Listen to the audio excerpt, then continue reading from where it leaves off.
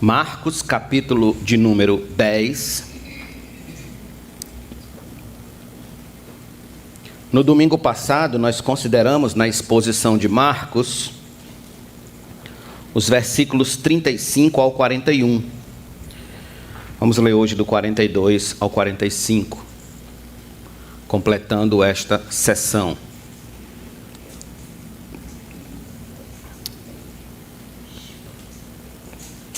Aliás, vamos ler do 41 para vocês se situarem, os que não estiveram aqui domingo passado se situarem, o que nós estamos falando. Quando os outros 10 discípulos ouviram isso, começaram a ficar indignados com Tiago e João. Mas Jesus, chamando todos para junto de si, disse: Vocês sabem que os que são considerados governadores dos povos os dominam, e que os seus maiorais exercem autoridade sobre eles. Mas entre vocês não é assim. Pelo contrário, quem quiser tornar-se grande entre vocês, se coloque a serviço dos outros. E quem quiser ser o primeiro entre vocês, que seja servo de todos.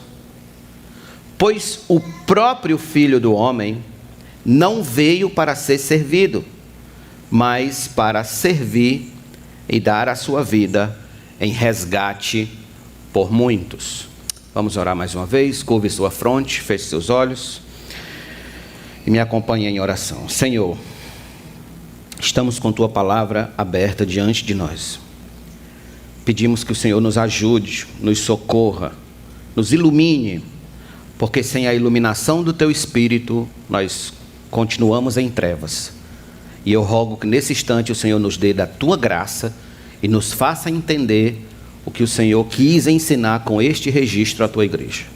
Assim, Deus, te agradeço, porque sei que o Senhor não está calado, que o Senhor ainda fala por meio da Tua palavra. Em nome de Jesus nós te agradecemos, todos nós digamos amém. Irmãos, esta é a segunda parte do texto que se iniciou com o estranho pedido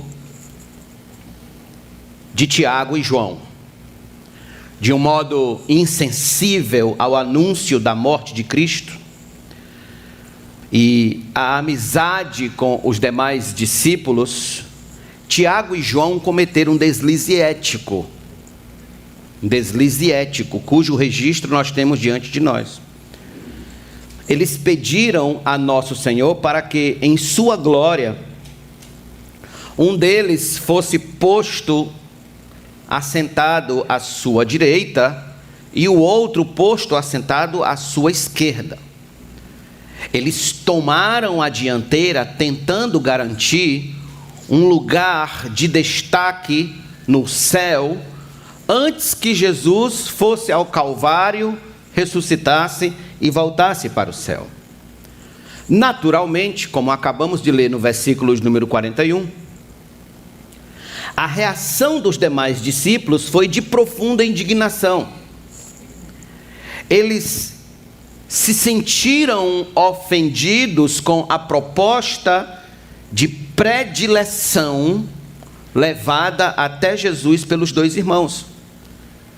E em momento algum dentro dos evangelhos, desde que foram chamados, você encontra Jesus, por exemplo, fomentando qualquer ideia de competição entre eles. Olhe, faça isso, senão fulano vai ser o discípulo do mês. Olhe, fulano vai ser o destaque da semana. Olhe, faça cuidado com isso, senão fulano vai ser o melhor discípulo entre vocês. Não, você não encontra esse tipo de espírito de competição que é muito comum, por exemplo, no mundo dos negócios. No mundo dos executivos, isso é comum demais. Mas ali na presença de Cristo, não. Todavia, como grande mestre que é, todo limão que vinha a Jesus, ele transformava em limonada. ele viu naquela situação a oportunidade de ensinar e reforçar algumas verdades relativas ao reino de Deus que os discípulos deviam estar esquecidos, ou sequer aprenderam. Pastor, quais são estas verdades relativas ao reino de Deus? Duas verdades gerais nós trabalharemos hoje à noite. Em primeiro lugar, o modo de governo do reino de Deus não é igual ao modo de governo dos homens. Vou repetir. O modo de governo do reino de Deus não é igual ao modo de governo dos homens. Preste atenção. Nosso Senhor acentuará, enfatizará que há um marcante contraste entre o modo como os homens governam seus servos e o modo como Deus governa o seu povo. E ele faz isso no versículo de número 42. Veja comigo, por favor. Mas Jesus, chamando todos para junto de si, ele viu a oportunidade de ensiná-los, disse: vocês sabem que os que são considerados governadores dos povos os dominam e que os seus maiorais exercem autoridade sobre eles. Este é o modo como os homens governam uns sobre os outros no reino humano. É uma relação de domínio pela força. É uma relação de domínio pela necessidade. O mais forte domina sobre o mais fraco. Não há sujeição voluntária. Não há voluntarismo, mas sim uma manifestação de submissão e poder entre as partes. Desde que o homem caiu no jardim do Éden, nossos relacionamentos de governo se tornaram heterogêneos, bipolares, onde o mais forte domina sobre o mais fraco. Quando Charles Darwin cunhou a expressão ou o conceito de dominação das espécies, onde a espécie mais forte domina sobre a espécie mais fraca, ele não estava sendo nada original no que ele disse. Ele apenas observou algo que já existia há milhares e milhares de anos atrás. Aliás, o mundo, de um modo geral, não sei se vocês já perceberam, mas o mundo, de um modo geral, ele celebra figuras tirânicas. Ele celebra. Há uma centelha de admiração no coração do homem caído por qualquer figura que se levanta e se arvora de Deus, como um Deus. Por exemplo, quando Hitler apareceu na Alemanha com seus discursos inflamados de poder, de exaltação e purificação da raça ariana, vestido com uniformes impecáveis, com uma postura de firmeza, com o dedo em riste, os alemães da época o levaram tão a sério e o alçaram à posição de líder da nação, pela maneira como ele se mostrava ao povo, como que um Deus ariano. O resultado, vocês sabem qual foi. Ainda hoje se pode ser visto, por exemplo, na Coreia do Norte, como aquele povo foi seduzido pelo discurso comunista da época, cultuando seu libertador Kim Il-sung. Porém, hoje, vocês podem ver a escravidão na qual eles vivem. Não há nenhuma fagulha na Coreia do Norte, nenhuma fagulha de sujeição voluntária. Ninguém lá é servo voluntariamente. É tudo pelo domínio da força, pelo domínio da opressão. Ainda hoje, por exemplo, você vê nas universidades jovens com a camisa, com o rosto do assassino chamado Che Guevara. Porque nós temos, por causa do nosso pecado, essa admiração por qualquer homem que se levante e queira tomar o lugar de Deus. Nós temos essa fagulha de admiração. Nas nações, irmãos, que ainda sustentam a Carta aos Direitos Humanos, nós temos, por exemplo, os direitos trabalhistas, que regulam os contratos entre as partes de trabalho, para que não haja abuso do mais forte sobre o mais fraco. Mesmo sabendo nós que ainda há trabalhos análogos à escravidão em todo o mundo, mas o direito trabalhista, ele vem exatamente para regular, para frear esse domínio de força do mais forte sobre o mais fraco. Em suma, o que nosso Senhor está dizendo é que na esfera humana, a relação de governo não é algo voluntário. Não é algo voluntário. Não é feito meramente por amor ao próximo. Vá perguntar a um servidor público, a um funcionário público, se ele acorda às 5 da manhã para ir trabalhar toda segunda-feira por amor à sociedade. Vá. Por amor ao próximo. Vá. Se não tiver o contra-cheque dele no final do mês, ele não sai nem de casa. Então, não há esse relacionamento voluntário por amor ao próximo, mas sim medido pela espada ou pelas suas necessidades em si, pelo domínio da força.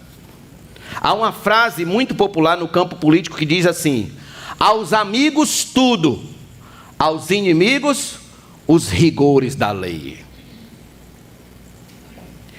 E os discípulos, eles deviam saber disso claramente, porque eles tinham exemplos e mais exemplos dentro da história do seu próprio povo, pelas vezes que eles foram escravizados. Em Êxodo capítulo 1, por exemplo, versículo 15, 14 e 15, diz assim: então os egípcios com tirania escravizaram os filhos de Israel e lhes amargaram a vida com dura servidão. Olha o peso do domínio pela força. No Salmo 137, quando eles estavam cativos na Babilônia, do versículo 1 ao versículo de número 4, o salmista disse o seguinte: às margens do rio da Babilônia, nós nos assentávamos e chorávamos, lembrando-nos de Sião. Nos salgueiros que lá havia, pendurávamos as nossas harpas, pois aqueles que nos levaram cativo nos pediam canções, e os nossos opressores queriam que fôssemos alegres, dizendo: cantem para nós um cântico de Sião. Mas como poderíamos entoar um cântico ao Senhor em terra estranha? Domínio pela força. Além do exemplo passado, os discípulos tinham o exemplo presente. Eles mesmos viviam sob a tirania dos romanos. Estavam debaixo de um governo de domínio pela força, pela tirania. Não é à toa que eles tinham a esperança da vinda de um Messias libertador, um Messias guerreiro, um Messias militar, não um Messias que fosse morrer numa cruz. Eles não tinham essa esperança. Portanto, nosso Senhor está dizendo a eles que a ideia de um reino onde o domínio existe pela força tirânica ou de sujeição uns aos outros por medos de castigo, essa ideia não é a ideia do reino de Deus. Essa ideia de senhores poderosos sobre os seus conservos não é a ideia do servo de Deus. Já era tempo deles terem ciência disso, mas não. Se fez necessário Cristo trazer à memória deles que o governo de Deus não funciona como o governo dos homens funcionam. O governo de Deus não funciona nestas categorias de opressão, de força, pelo chicote. Não, não é assim que funciona o reino de Deus. Pastor, e como funciona o governo do reino de Deus? Jesus também nos deu a resposta no mesmo texto. Volte comigo a Marcos 10, verso de número 43 e 44. Mas entre vocês não é assim. Muito pelo contrário. Quem quiser tornar-se grande entre vocês, que se coloque a serviço dos outros. E quem quiser ser o primeiro entre vocês, que seja servo de todos. Este é um modo como Deus governa os seus servos em seu reino. É uma relação de sujeição voluntária. É um relacionamento de humildade e singeleza de coração. Não por medo, não por opressão, não pela força do chicote, mas de profundo amor pelo próximo, pelo meu irmão, por quem está ao meu lado e, acima de tudo, por amor a Deus. Em outras palavras, quem quiser ser o primeiro ou tornar-se grande no reino de Deus, deve colocar-se a serviço de todos. Assumir a posição mais humilde entre seus irmãos, mais humilde, honrando o outro como superior a si mesmo.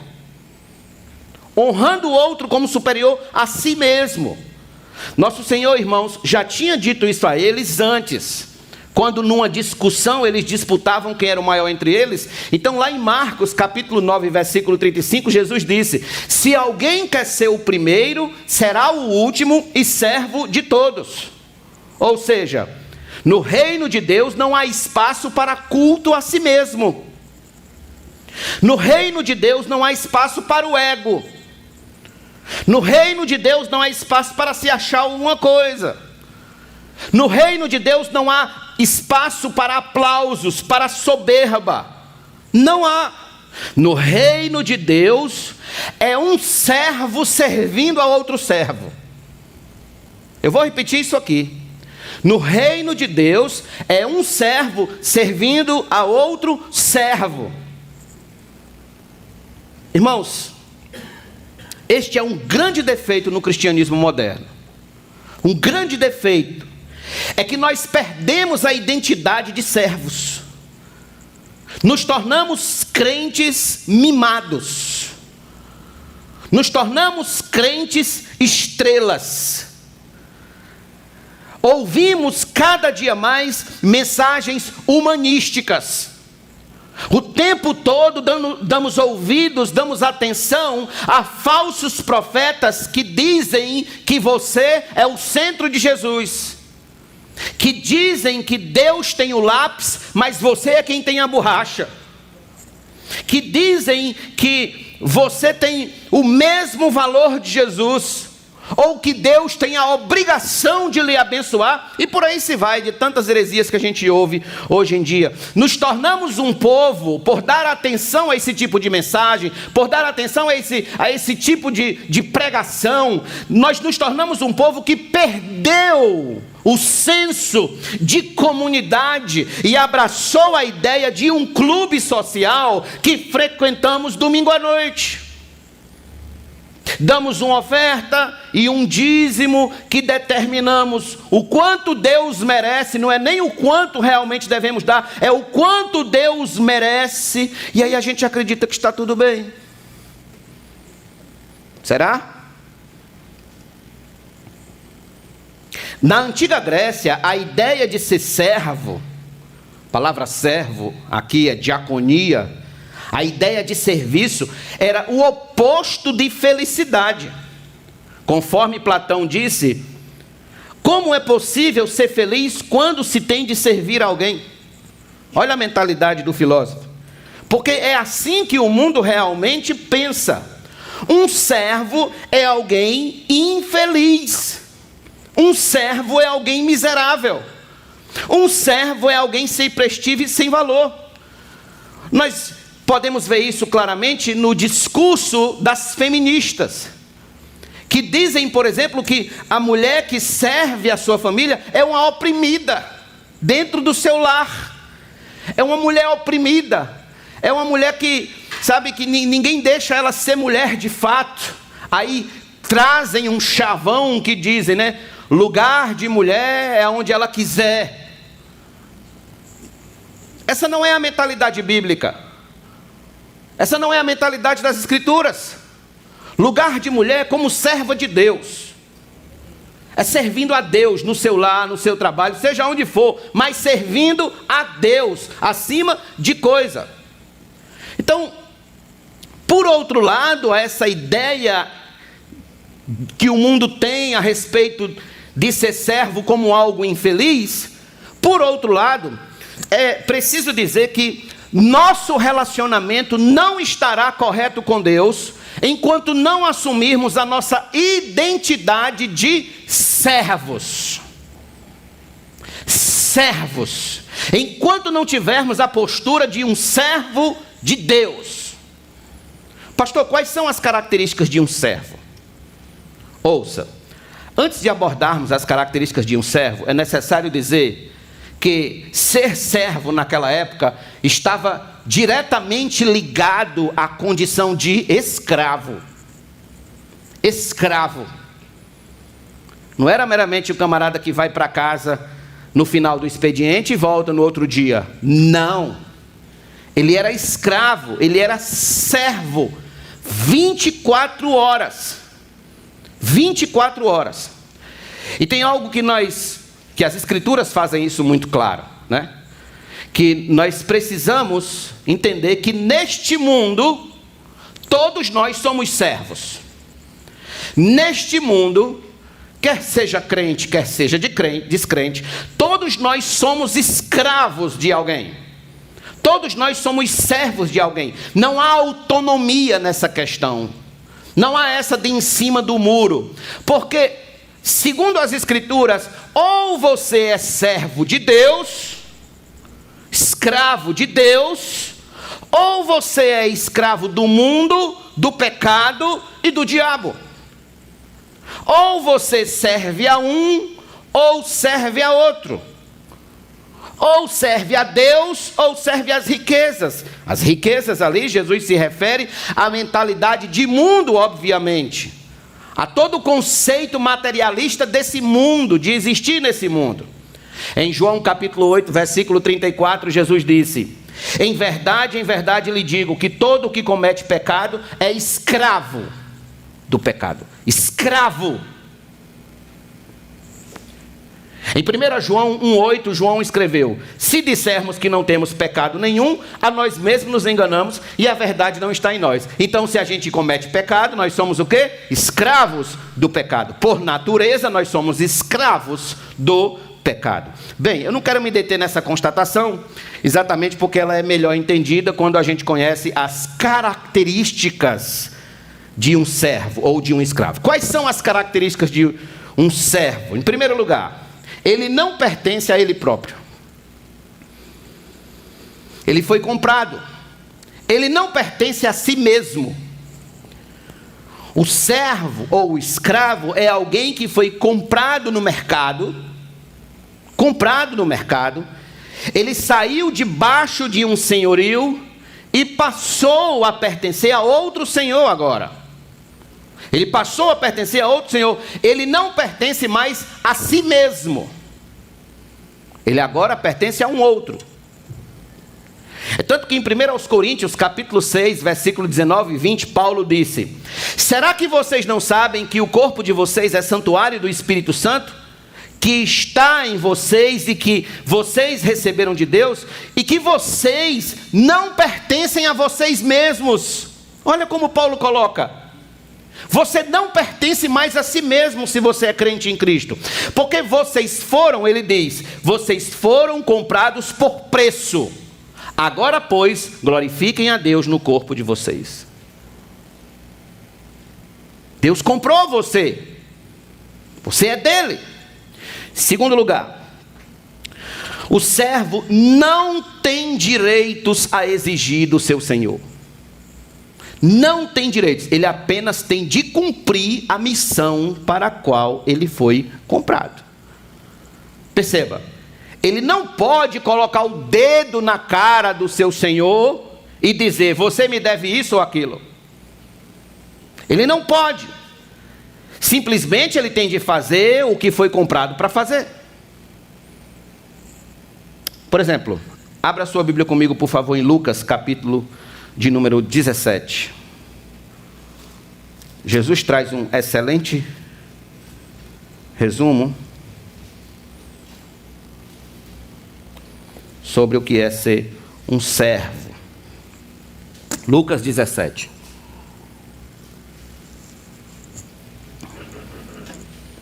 Qual de vocês, versículo 7, tendo um servo ocupado na lavoura, ou em guardar o gado, lhe dirá quando ele voltar do campo: venha agora mesmo e sente-se à mesa? Não é verdade que, ao contrário, lhe dirá: prepare o meu jantar, apronte-se e sirva-me enquanto eu como e bebo. Depois você pode comer e beber? Será que ele terá de agradecer ao servo por ter feito o que lhe havia ordenado?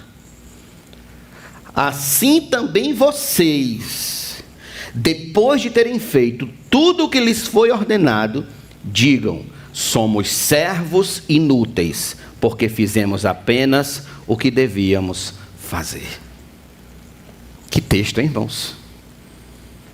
Fere diretamente a mensagem humanística de hoje.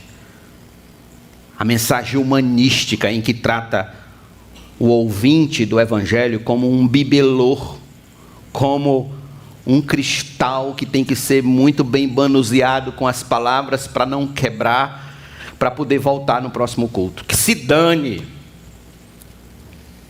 O Evangelho é o Evangelho. A gente não pode aliviar para poder, senão não vai voltar, pastor. Não volte.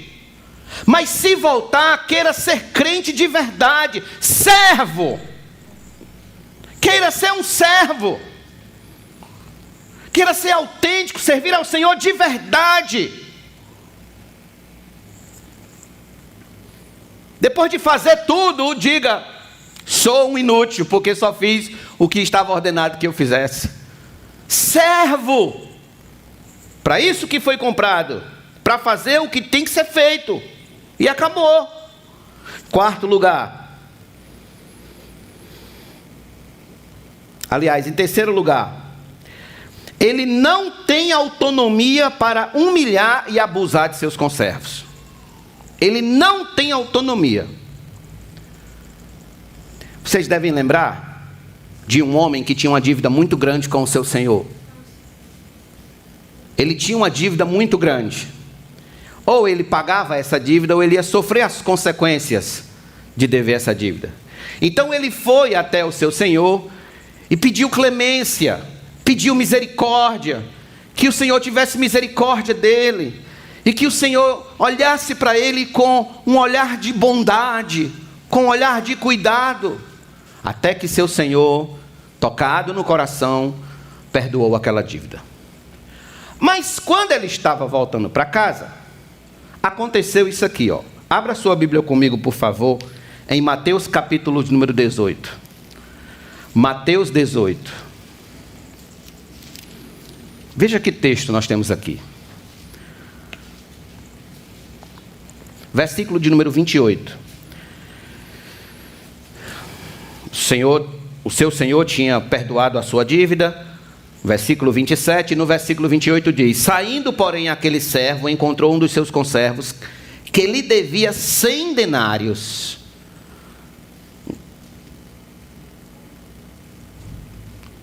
Agarrando-o, começou a sufocá-lo, dizendo: pague-me o que você me deve. Então o seu conservo, caindo aos pés dele, pedia: tenha paciência comigo e pagarei tudo a você. Ele, porém, não quis. Pelo contrário, foi e o lançou na prisão, até que saldasse a dívida. Vendo os seus companheiros o que havia acontecido, ficaram muito tristes e foram relatar ao seu senhor tudo o que havia acontecido. Então o senhor, chamando aquele servo, lhe disse: servo malvado, eu lhe perdoei toda aquela dívida? Por que você me implorou? Será que você também não devia ter compaixão do seu conservo, assim como eu tive compaixão de você? E indignando-se, o Senhor entregou aquele servo aos carrascos, aos verdugos, até que lhe pagasse toda a dívida. Assim também o meu Pai que está nos céus fará com vocês, se do íntimo não perdoarem cada um a seu irmão. Que texto! Como podemos aplicar isso aqui em nossas vidas? É o marido que nunca perdoa a esposa quando ela erra. É a esposa que nunca perdoa o marido quando ele falha. É o patrão que humilha o empregado quando ele falha. É o amigo que humilha o outro quando ele falha. Mas principalmente, no que diz respeito a servos de Deus, é quando um servo de Deus esquece que ele tem uma dívida impagável com o seu Senhor. E ele fere o seu irmão. E ele cobra do seu irmão, sem entender que ele tem uma dívida gigante também diante de seu Senhor. Então, em terceiro lugar, o servo, ele não tem autonomia para humilhar e abusar de seus conservos. Não tem. Em quarto lugar, ele não tem liberdade para fazer o que quiser, ir aonde quiser e viver como quiser. Ele não tem essa liberdade. Em Gálatas capítulo 2, versículo 19 e 20, o apóstolo Paulo disse: estou crucificado com Cristo, logo já não sou eu quem vive, é Cristo que vive em mim. Na segunda carta dele a Timóteo, o capítulo 2, versículo 4, ele diz: nenhum soldado estando em serviço se envolve com negócios desta vida, porque o seu desejo é agradar aquele que o chamou, aquele que o arregimentou. Porque, irmãos, toda a vida de um servo está circunscrita à vontade de seu Senhor. Ele não pode fazer o que quer, nem ir onde quer, nem viver como quer. Em tudo ele depende do comando do seu Senhor. Assim é o cristão, assim é o crente. Ele depende do comando de Cristo.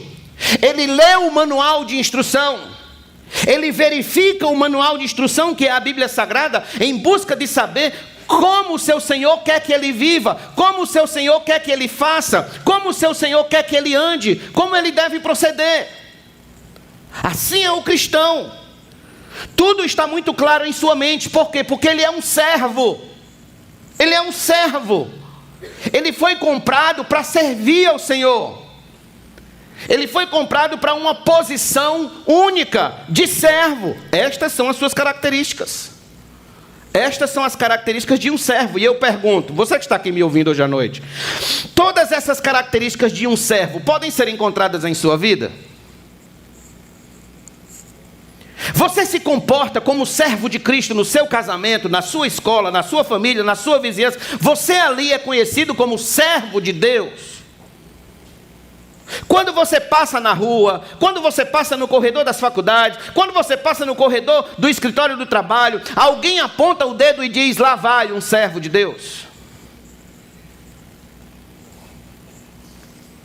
É por essa razão, irmãos, que nosso Senhor disse que antes de segui-lo, nós devemos calcular os custos. Nós devemos abrir a calculadora da vida e calcular os custos, entendendo que sua vida, a partir daquele momento que toma a iniciativa de segui-lo, a sua vida não pertencerá mais a você, mas a Ele. A Ele. Em Romanos 11, versículo 36 está escrito: porque dele e por meio dele e para ele são todas as coisas. Todas as coisas. E em Lucas capítulo 14, verso 26 e depois o 33, Jesus disse: se alguém vem a mim, escute,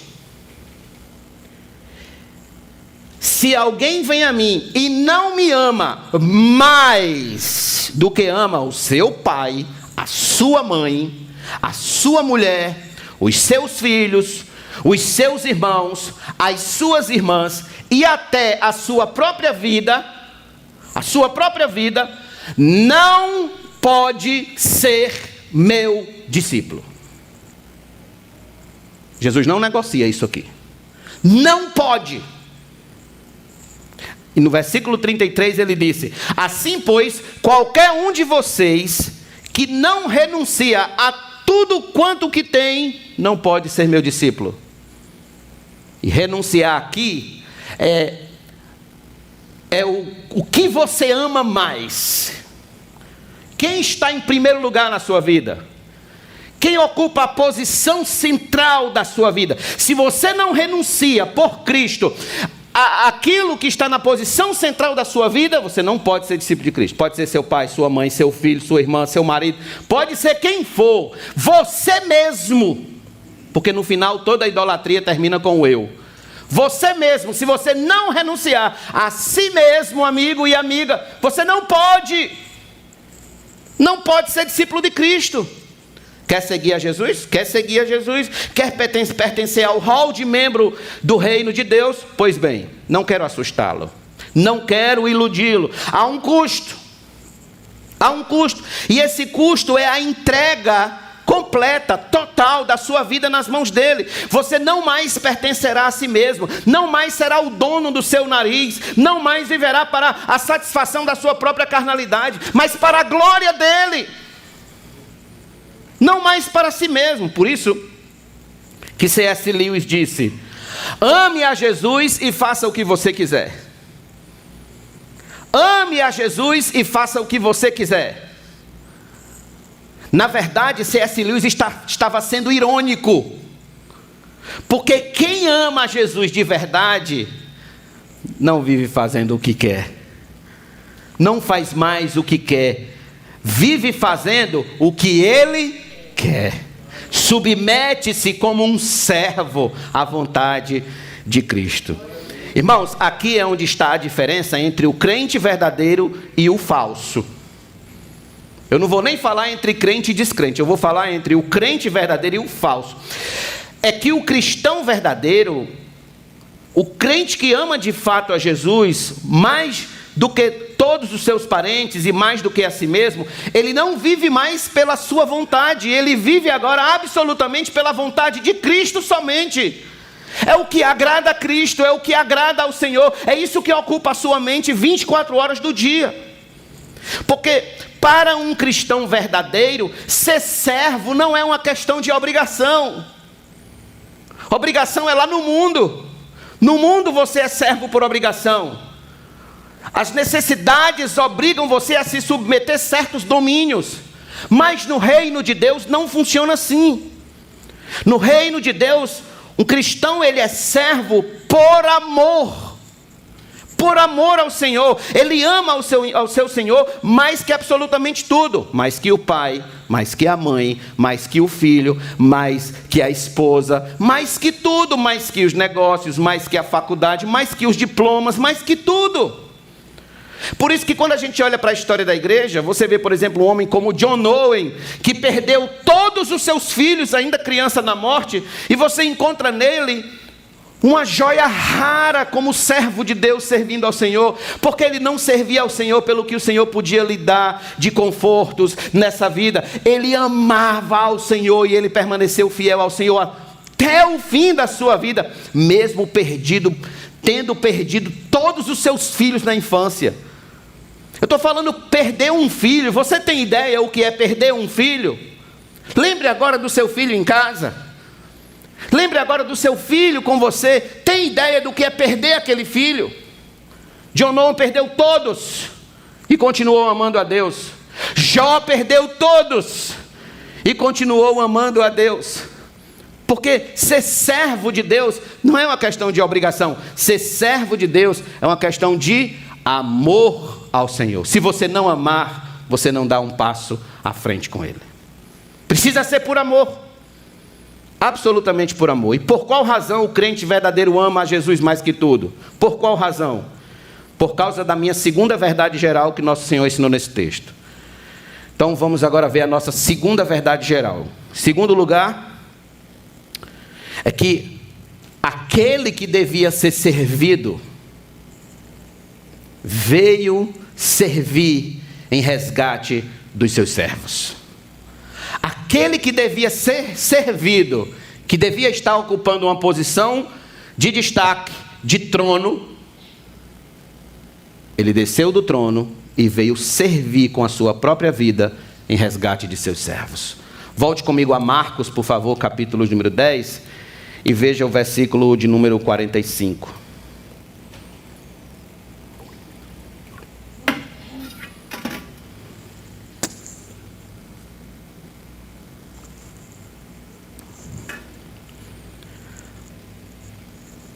Pois o próprio Filho do Homem não veio para ser servido, mas para servir e dar a sua vida em resgate por muitos. Observe, todos os comentaristas são unânimes em dizer que este é o grande tema de todo o livro de Marcos. Jesus Cristo, Filho de Deus, o servo sofredor. O servo sofredor. Ele não veio a este mundo com pretensões de grandeza. Ele não tinha sequer onde reclinar a cabeça. Ele não tinha sequer onde reclinar a cabeça. Ele não desceu do céu segundo os conceitos de prestígio, honra, fama e poder deste mundo, mas como servo sofredor. Foi o que a gente leu aqui no início com Anderson, capítulo 53 de Isaías. Aliás, se você perguntar, mostre-me a identidade de Cristo, e você pode dizer Isaías 53. Ele é o servo sofredor. Este é o grande tema do livro de Marcos. Ele é o maior exemplo do que é ser servo. O maior exemplo. O cristão, meus irmãos, não é alguém que cria um novo estilo de vida quando abraça a fé. Ele não cria um novo estilo de vida, não. O cristão é alguém que imita um estilo de vida pré-existente, que é o estilo de vida de seu Senhor, que é o estilo de vida de Cristo. O apóstolo Paulo vai usar o mesmo argumento quando escreve aos Filipenses, dizendo o seguinte: abra sua Bíblia comigo, por favor, na carta de Paulo aos Filipenses, capítulo 2, versículo de número 3 e 4, e eu peço que você permaneça com sua Bíblia aberta aí, por favor. Não façam nada por interesse pessoal. Porque na igreja filipense, estava tendo um grupo de disputa entre eles. Estava tendo um grupozinho de discórdia. Aí Paulo vai então exortar os irmãos ao amor fraternal e à humildade, dizendo o seguinte, versículo 3: não façam nada por interesse pessoal ou vaidade. Você sabe o que é interesse pessoal, não sabe? Vaidade, o ego, você sabe. Cada um considerando os outros superiores a si mesmo. Não tendo em vista somente os seus próprios interesses, mas também os dos outros. Veja, ele está exortando aqueles irmãos a serem servos uns dos outros, a não agirem por mero interesse próprio, egoísmo, vaidade, mas considerando uns aos outros superiores a si mesmo. É você pegar o seu eu e dizer, eu, fica aí quietinho, porque o outro é melhor do que tu. Quando o nosso eu quer se achar melhor do que o outro, aí você conversa com o seu eu e diz, eu, se aquiete, você não é melhor do que ninguém. O menor irmão da nossa igreja é maior que você. Por isso que João Batista disse, importa que ele cresça e que eu diminua. Isso é ser servo. Então Paulo, trazendo o exemplo de nosso Senhor, o qual nós devemos imitar, Paulo diz no versículo número 5, tenham entre vocês mesmo o mesmo modo de pensar de Cristo Jesus. Como era que Jesus pensava? Qual era o modo? Dessa forma, que mesmo existindo na forma de Deus, não considerou ser igual a Deus algo que deveria ser retido a qualquer custo. Pelo contrário, ele se esvaziou, assumindo a forma de servo, tornando-se semelhante aos seres humanos e reconhecido em figura humana. ele se humilhou, tornando-se obediente até a morte, e morte de cruz. Olha o que ele fez. Olha que exemplo ele nos deu. Ele poderia ter mantido a sua condição de Deus eterno que é, mas ele preferiu se humilhar, assumir a forma de servo, de escravo, tornando-se como os seres humanos. Ou seja, ele nos deu o exemplo do que significa servir a Deus de verdade. De verdade. Por isso que em 1 João 2,6, João vai dizer: quem diz que permanece nele, esse deve também andar assim como ele andou. É o mesmo modo de pensar de Cristo. O que significa seu nascimento? O que significa seus milagres, sua morte e sua ressurreição? É a sua pessoa, é a sua obra, é o seu exemplo perfeito como servo de Deus, deixado para cada um dos que querem segui-lo. Logo, meu amigo e minha amiga, não há desculpa para sermos servos meia boca, servos meia sola, servos negligentes, gente que diz que ama a Deus, mas não está disposta a morrer por Ele. Não há espaço para esse tipo de crente no céu. Não há. Com Deus ou é tudo ou é nada. Não existe essa de entrega do coração pela metade. Jesus não pensava como servo de Deus só no dia de domingo,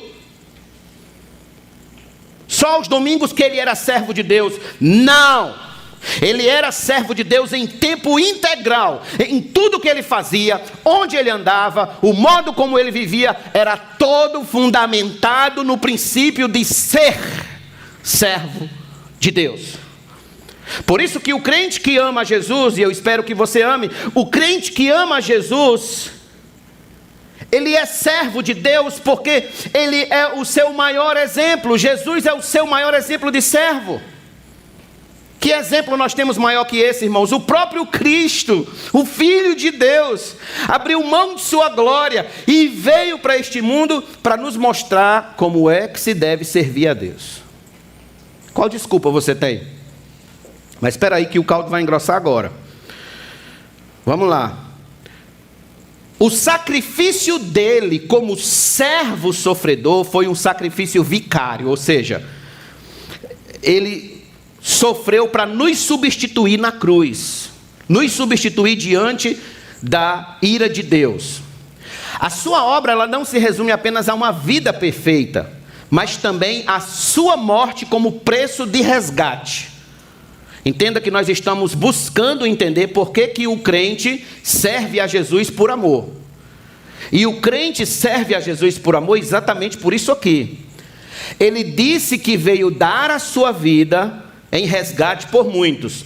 Ou seja, o resgate é o preço que ele pagará na cruz em resgate das nossas almas. O que nos remete de volta ao assunto da sua paixão, que nós consideramos nos versículos 32 a 34 do capítulo 10. Vocês devem lembrar que mais ou menos há 3 domingos nós falamos sobre isso aqui. Então observe, a raça humana está escravizada ao pecado. O pecado tornou-se seu senhor. Então, com seu sangue, ele pagará o preço do resgate de muitos, de todas as nações, libertando-os da culpa do pecado e da servidão na qual estes muitos vivem. Na qual estes muitos vivem. Talvez você que me ouve hoje esteja vivendo sob a culpa e sob a servidão do pecado. Você precisa ser perdoado diante de Deus e ser livre desse senhor malvado chamado pecado. Pois bem, Cristo já pagou o preço do resgate. Você só precisa depositar fé nele e entregar a sua vida e viver para ele por todos os dias da sua vida. Efésios capítulo 1, versículo 7, Paulo disse: nele temos a redenção pelo seu sangue. A redenção significa resgate. O resgate pelo seu sangue, a remissão dos pecados, segundo a riqueza da sua graça.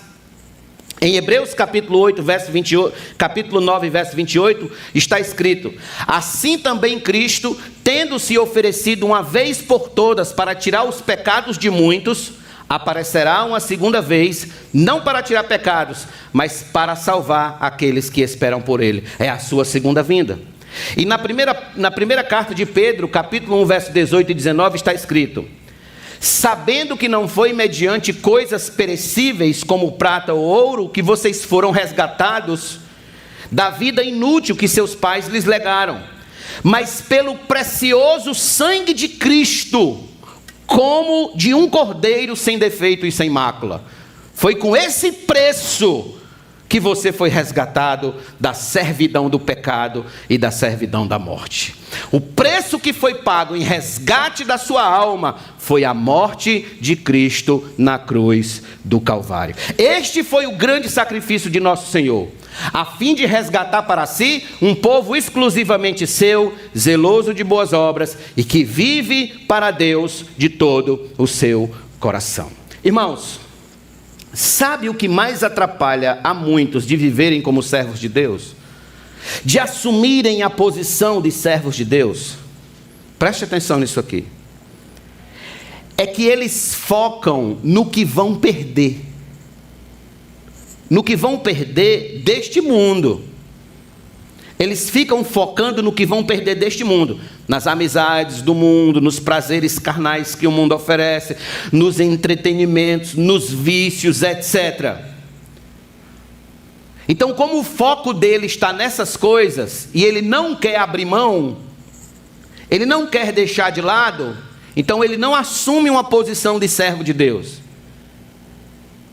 Ele não assume a posição, e ele fica nessa. Ele sabe o que tem de fazer, mas não faz. Eles não focam, por exemplo, no preço que foi pago em resgate de suas almas. Aliás, eles sequer pensam em suas almas, aborrecem a própria alma. Quando o homem não medita na morte de Cristo, é porque ele não ama a própria alma. Para tais pessoas que não amam a própria alma, para tais pessoas que não refletem, que não pensam, que não meditam no sacrifício de Cristo na cruz, no preço altíssimo que foi pago ali, para essas pessoas, tudo que se refere a Deus e a seu reino é um peso. Tudo que se refere a Deus e a seu reino é chato, é sem graça, é sem vida, é sem valor. Não há cansaço para trabalhar, não há cansaço para ir aos treinos, não há cansaço para ir ao cinema, não há cansaço para passeios, para praias, para churrascos. Mas quando se trata do reino de Deus, quando se trata da casa de Deus, há sempre uma desculpa, há sempre um andor, há sempre um problema. Quando nós víamos hoje para cá, passando ali na avenida, a gente observou algumas mulheres com roupa de malhar. Acho que elas estavam indo talvez malhar na praça ou caminhar na praça, não sei, em pleno domingo. Malhar na praça. Quantas pessoas a gente não conhece que se dispõem para tudo que é referente a esse mundo, se dispõem com uma alegria enorme, com um vigor, com a energia, né? com a prontidão. Mas quando se trata do reino de Deus, das coisas de Deus, dos valores de Deus, sempre tem uma justificativa, sempre é um problema, sempre é uma dificuldade, porque isso, porque aquilo outro. Não é servo, não entendeu o Evangelho, infelizmente, não entendeu. Meu amigo, se você almeja servir a Jesus de verdade, você não pode viver focado no seu sacrifício por Ele. Não pode viver focado no seu sacrifício por Ele. Não pode. Você deve focar na cruz dEle. Olhe para a cruz. Olhe para o sacrifício dEle. Ele serviu aos seus servos com a própria vida, se deu em resgate, se deu. Paulo vai dizer, ninguém se dá por amigos, quanto mais por inimigos. E nós éramos o quê? Inimigos de Deus, e Ele se deu por nós. Ele se deu, se entregou. Foque no preço, olhe, mire no preço que ele pagou, e você conseguirá servi-lo de todo o seu coração. Medite mais no que ele fez na cruz, medite em cada cuspida, medite em cada soco que ele levou, medite em cada chicotada que ele levou nas costas, medite em cada prego atravessando os seus pulsos, medite em cada espinho cravado na sua cabeça, medite nas 3 horas de agonia que ele passou na cruz, medite nesses momentos que ele estava ali, sendo zombado, escarnecido, sendo humilhado. Medite em tudo isso, pense mais na cruz de Cristo. Passe agora o filme de toda a sua vida, seus pecados e suas ofensas a Deus. Passe agora esse filme diante da cruz de Cristo. Olhe para a cruz, olhe para o Senhor. Então, depois de você meditar muito sobre o sacrifício dele, agora compare, coloque na balança. Qual é o maior sacrifício? É o seu por ele ou é o dele por você? Quem fez mais? Pergunte se o seu sacrifício, aquilo que você diz que é muito difícil, aquilo que você julga ser muito pesado, pergunte se aquilo pode cobrir em valor o que ele fez por você na cruz, derramando o sangue dele por você. Pergunte.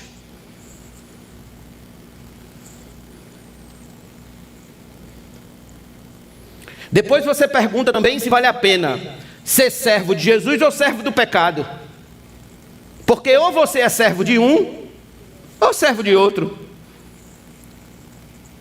Ou você vive para Cristo, meu irmão, ou não vive. Não se engane, não se iluda. No céu nós teremos um grupo de iludidos. Vocês sabiam disso? Vocês já viram na Bíblia que no céu vão se apresentar diante de Cristo um grupo de falsos crentes, de crentes iludidos. Eu não sei se vocês já viram isso na Bíblia, não sei se vocês já leram. Mas se não leram, venha comigo rapidinho aqui, por favor. Capítulo 7 de Mateus, texto conhecidíssimo. Verso de número 21 em diante.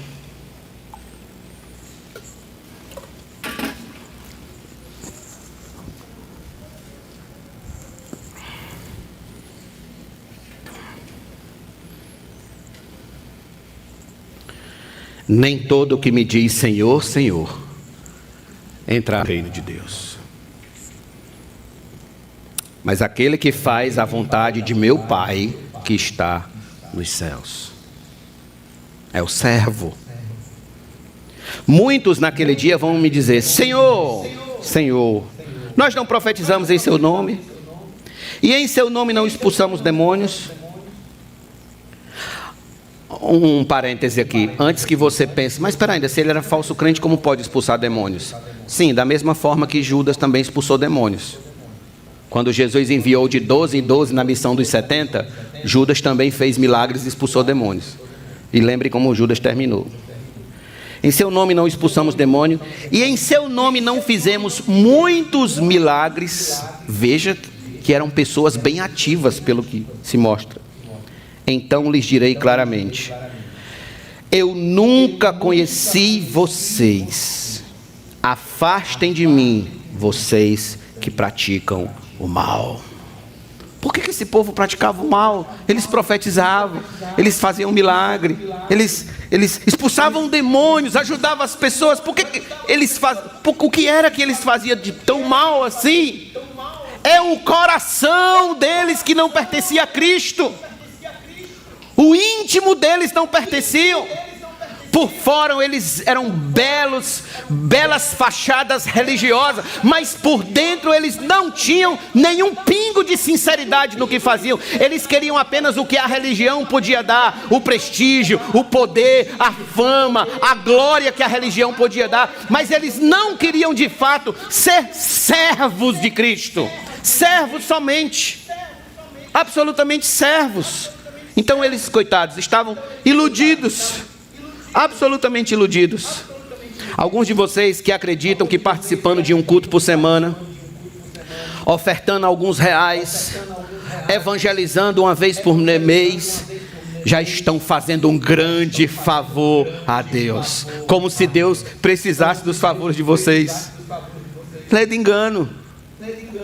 Deus não precisa de você. Ah, irmãos, que vontade eu estou aqui de mandar você olhar para o lado e dizer: Deus não precisa de você. Que vontade eu estou com vontade de fazer isso. Mas Deus, ouça, não precisa de você.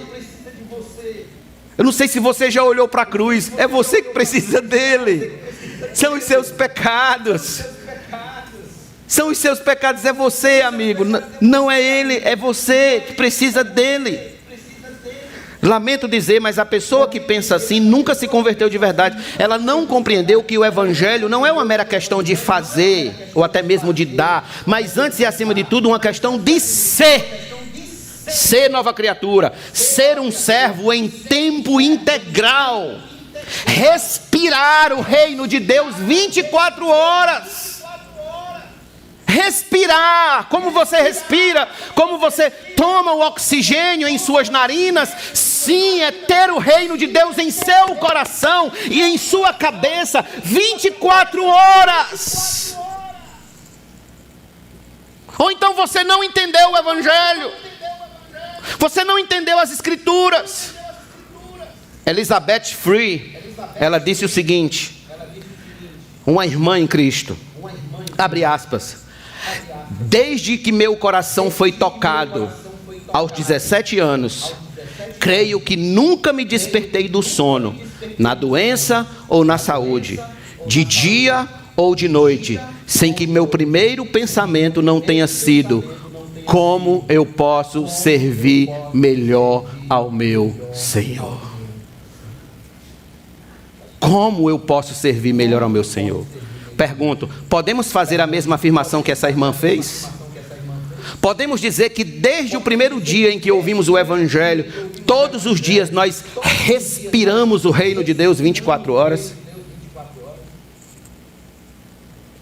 C.S. Lewis disse assim: certamente você realizará o propósito de Deus. Não importa como esteja agindo, mas a diferença é se você serve como Judas ou como João. Porque os dois serviram ao propósito de Deus. Os dois. Lembrem-se de Provérbios de 16:4. Deus criou todas as coisas, até o ímpio para o dia do castigo. Até o ímpio tem uma finalidade. Deus não faz nada sem um propósito. Até o ímpio que morre na sua impiedade tem uma finalidade. Eu pergunto, antes de encerrar essa mensagem, eu pergunto: como você está realizando o propósito de Deus em sua vida? Como Judas ou como João? Ambos realizaram. João 17, na oração, Jesus disse que ele era o filho da perdição. Ele estava certo de cumprir esse propósito de trair a Cristo. Irmãos, quão poderosa seria a igreja se assumíssemos de uma vez por todas a nossa posição de servos de Deus, amando o próximo, fazendo a obra de Deus avançar, amando a Deus acima de nós mesmos, acima de nossos confortos, acima de nossas necessidades, e cuidando uns dos outros, sendo fiéis a Ele em tudo o que fizermos ou que formos, em tudo ser fiel a Ele. Quão poderosa seria a igreja de Cristo na terra, se a igreja assumisse de volta a sua identidade de servos. O tempo não me deixa, porque tanta coisa que me vem à cabeça que eu poderia contar a vocês. Em João capítulo 12, verso 25 e 26, Jesus disse: quem ama a sua vida, perde-a. Mas aquele que odeia a sua vida neste mundo, irá preservá-la para a vida eterna. Eu odeio a minha vida neste mundo, irmãos. Eu odeio a minha vida neste mundo. Eu não posso amar a minha vida neste mundo. Se você ama a sua vida neste mundo, você não a preservará para a eternidade. Você fará de tudo para gastar ela o máximo que você puder gastar com seus prazeres carnais aqui. Mas se você quiser preservá-la para a eternidade, você odiará essa existência mundana na qual nós nascemos inseridos. Jesus continua e diz: se alguém me serve, siga-me. E onde eu estou, ali estará também o meu servo. E se alguém me servir, meu Pai o honrará. Meu Pai o honrará. De quem você quer receber honra? Deste mundo ou de Deus Pai? Então concluo dizendo, tudo que João e Tiago queriam eram posições de destaques. Eles ainda estavam com os conceitos de mundo na cabeça sobre grandeza e prestígio. No entanto, nosso Senhor dará a todos eles a melhor aula de suas vidas, apontando que o reino de Deus, o caminho da grandeza, no reino de Deus, o caminho da grandeza é se tornar pequeno. O caminho da glória é o caminho da cruz. E que quem quer o prestígio não deve esperar ser servido, mas deve ser o menor e servo de todos. Amém. Vamos orar. Deus, muito obrigado pela tua palavra.